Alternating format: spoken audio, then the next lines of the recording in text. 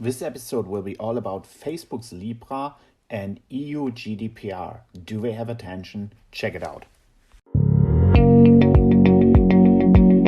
Welcome to The Blockchain Lawyer, a podcast on technology and law. Dennis Hilleman is an accomplished lawyer with over 13 years of experience and a passion for creating a better future through blockchain technology, cryptocurrency, and other disruptive innovations. All statements expressed in this podcast are the opinions of the host and his guests only and are in no way legal or financial advice. And now, here is your host, Dennis.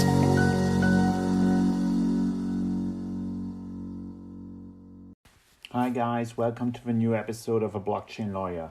So in my last episode, the 10th episode, I talked about Facebook's Libra. And this 11th episode will be a much shorter one than the 10th one. So if you haven't listened to the 10th one, please go and check it out first because it will be very necessary to understand this episode. In this episode, we'll focus on the question if the Libra project is in tension with privacy rules in Europe with the EU GDPR. And I wrote an article about that on Medium, and we'll go into this article, into a part of this article that I will read to you that still is up to date and deals with a question if the Libra project is in tension with EU GDPR. Have fun.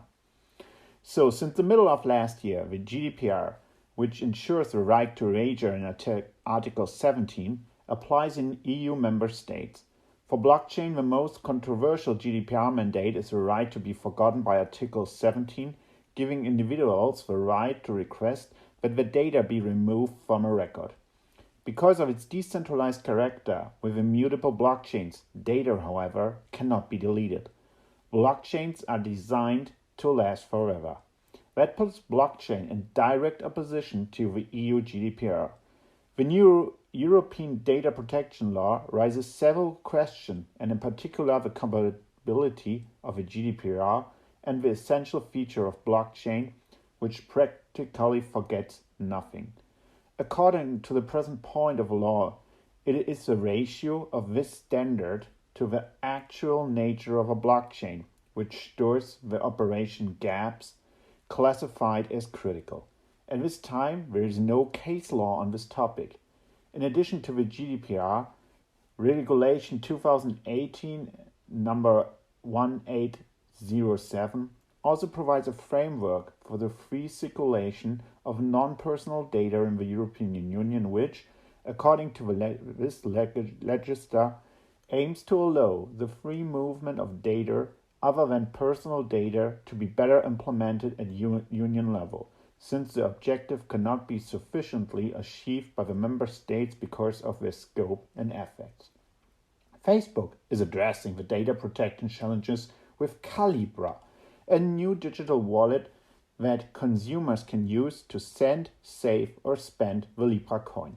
According to the developers, Calibra should not share account information or financial information with Facebook Incorporated or other third parties without the customer's consent.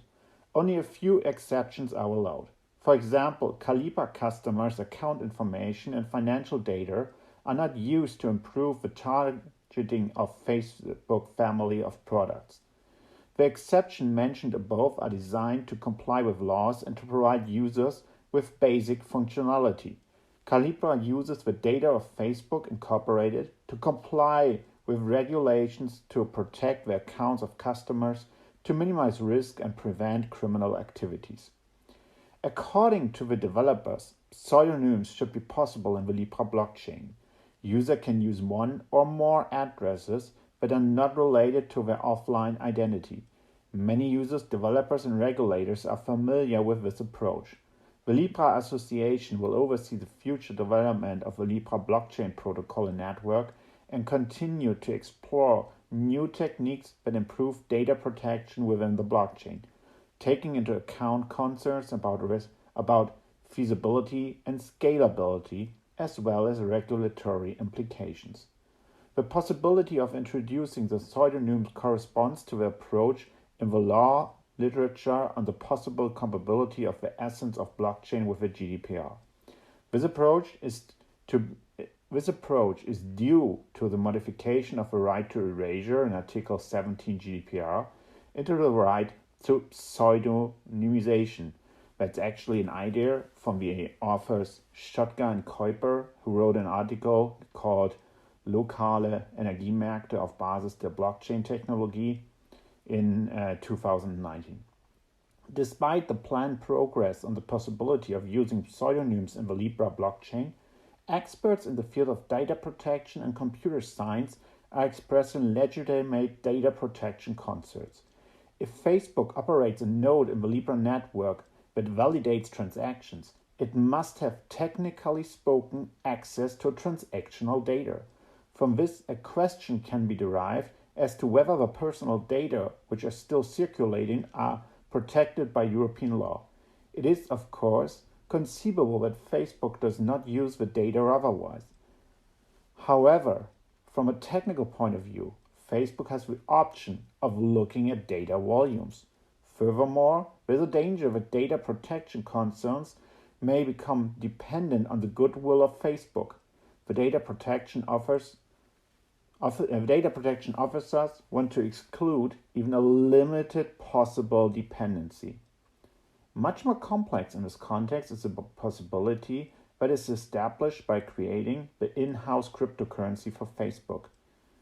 This is about the monitoring capabilities of Facebook. When the transaction data are systematically evaluated, the already enormous monitoring capabilities of Facebook will be even greater. Also, there's the possibility that Facebook overcomes the last hurdle to complete knowledge about its users if Facebook also receives information about the payment behavior of its users by the node. This is also a concern by me. Check out my last episode 10 on that. As already mentioned, basically every blockchain technology conflicts with the regulations of the GDPR. Again, there are questions about the person responsible in the system of Libra blockchain and their obligations under the GDPR. The Libra blockchain will transform by operating as an admission-restricted and then a non-admission blockchain. In line with the view in the law literature, in the case of a non-admission blockchain and, in particular, the GDPR's yardstick, each node that carries out a transaction and thus distributes information to all other nodes and or its copy of a blockchain is entered hash. He has a purpose of his own, participation in the network. It collects, records, arranges, and stores personal data. If necessary, discloses it and can freely dispose of the data stored on its behalf. However, the achievement of the objectives of the GDPR is possible in the case of an admission-restricted blockchain. For this purpose, the legal analysis of the expression of the right to erasure in Article 17 and the possibility of restriction of the right to erasure with concerning protection objectives in Article 23 GDPR. The GDPR already permits member states, de legalata, to repeal the right to erasure by resorting to the protection objectives set out in Article 23. Article 23, in conjunction with recital number 73 of the EU GDPR, confers on the member states, in particular, the right to allow derogations from the right of the interested parties for keeping public registers for reason of general public interest. This opening clause can be used for many state blockchain applications. In comparison to classic server solution, a blockchain basically opens up a significantly higher potential for preventing manipulation of the data structure. Insofar as the benefits so obtainable outweigh the personal interest involved, this may justify a restriction of a right to erasure by the member states. It results in a legitimate question. If the Libra blockchain goes through its transformation into a free blockchain, would it then meet the requirements of the EU GDPR? Legal as well as technical questions meet here. The technical particularity of a blockchain, which already allows for pseudonymization, leads to the fact that the GDPR regulations may not be applicable if traceability is excluded from the beginning and thus no space for personal data is opened. In addition to the problems that blockchain technology creates for privacy law, there is an unassigned potential for its implementation of a privacy protection principles or privacy by design. This principle is now explicitly set out in Article 25 GDPR. It's standardized that the person responsible takes appropriate technical and organizational measures to effectively implement data protection principles, such as data minimization, to comply with the requirements of the GDPR and to protect the rights of data subjects.